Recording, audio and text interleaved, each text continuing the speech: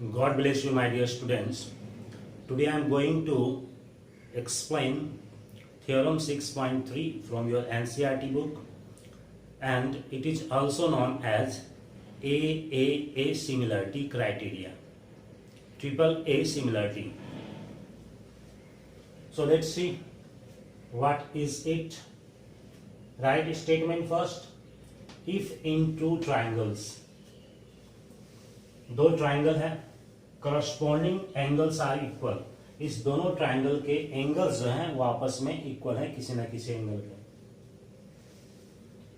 Then there corresponding sides are in the same ratio, तो उनके जो साइड्स होंगे वो भी आपस में सेम रेशियो में होंगे, इक्वल नहीं, ध्यान रखना है कि साइड इक्वल नहीं होंगे, सेम रेशियो में होंगे, and hence the two triangles are similar, और अगर ऐसा हो जाएगा तो दोनों ट्रायंगल सिमिलर होंगे, क्योंकि सिमिलर होने के लिए सारे एंगल्स का इक्वल होना जरूरी है और सारे साइड्स का प्रोपोर्शन में होना जरूरी है।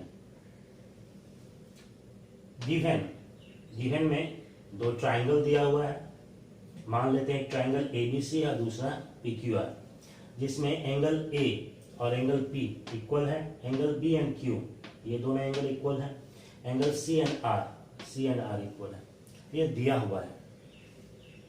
Now what is to prove? Prove करना है ये कि AB और by PQ, BC by QR, AC by PR, ये तीनों ही जो रेशियो हैं AB और PQ का, BC और QR का और AC और PR का, ये इक्वल है।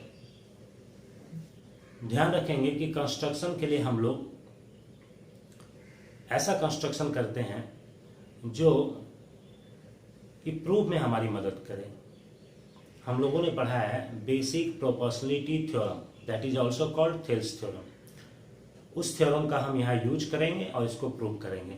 हम उसी थ्योरम का क्यों यूज करेंगे, कंस्ट्रक्शन में उसकी मदद क्यों लेंगे, क्योंकि वो थ्योरम भी सिमिलरिटी बेस्ड पे है और यहाँ पर भी हमको सिमिलरिटी शो करना है और एक दूसरे को सिमिलर दिखाना है। थेल्स थ्योरम में एक ट्रायंगल था और एक लाइन पैरेलल था किसी भी एक साइड के, तो यहां पर भी हमको एक लाइन पैरेलल चाहिए। अगर पैरेलल हो जाएगा तो सेम रेशियो में हम कर सकते हैं। So we take a point D on PQ such that PD equal AB and PE equal AC. Here, now join D and E. Now proof. In triangle ABC and triangle PDE, AB equal PD by construction, पहले हम लोगों ने माना था कि AB और PD equal है, D ऐसा लेना है कि PD और AB इक्वल हो जाए, angle A equal angle P ये दिया हुआ है, AC इक्वल PE कंस्ट्रक्शन से। अब हम लोग देखेंगे ये साइड, ये एंगल और ये side angle side angle side congruence condition होता है। So by side angle side congruence condition both triangles are congruent, दोनों ट्रायंगल क्या हो गया, कॉन्ग्रुएंट, और जब कॉन्ग्रुएंट हुआ तो उसके part means angle and sides will be equal. So angle B equal angle D, these two angles, and angle C equal angle E. अगर हम इसको नहीं भी लिखेंगे तो हमारा काम हो जाएगा, हमारा काम यहीं से हो जाएगा। नाउ देखेंगे कि angle Q and angle B ये दिया हुआ है इक्वल, और अभी हम लोगों ने दिखाया कि B इक्वल है D, तो हम लोग ऐसा करते हैं पहले एंगल Q लिखते हैं, फिर B लिखते हैं, B के बाद फिर D लिखते हैं। Angle Q equal B equal D, that means angle Q and angle D are equal. Q किसका इक्वल है, B का, और B किसका इक्वल है, D का। इसका मतलब Q और B इक्वल है। अब इसी फिगर में देखेंगे जब ये दोनों एंगल इक्वल है तो ये दोनों एंगल है करस्पॉन्डिंग एंगल, इस लाइन के ऊपर ट्रांसवर्सल के एक ही तरफ corresponding angles are equal. So DE is parallel to QR, since Q and D are corresponding angles, so DE is parallel to QR। ध्यान रखेंगे, अब हमको ये पैरेलल मिल गया है, अब हम थेल्स थ्योरम लगा सकते हैं। Now in triangle PQR by Thales theorem, since D is parallel to QR, ये दोनों लाइन पैरेलल है, so PD by PQ जैसा लेफ्ट साइड वैसे ही right side, PE by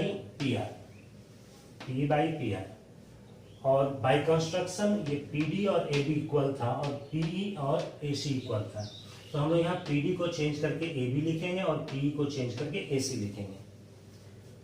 we got here AB by PQ equal AC by PR, ये part भी हमको show करना था, हमने दिखा दिया।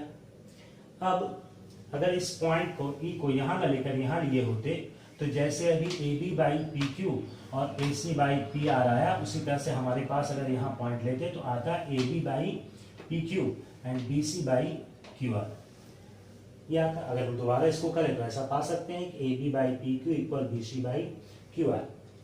अब यहाँ देखेंगे AB by PQ equal AC by PR और AB by PQ equal BC by QR, दोनों मिलाकर के हम एक साथ सबको लिख सकते हैं AB by PQ equal BC by QR equal AC by PR। इसका मतलब if angles of the two triangles are equal, that means corresponding angles are equal, then sides are proportional. AB by PQ, BC by QR and AC by PR are equal. I hope you got it.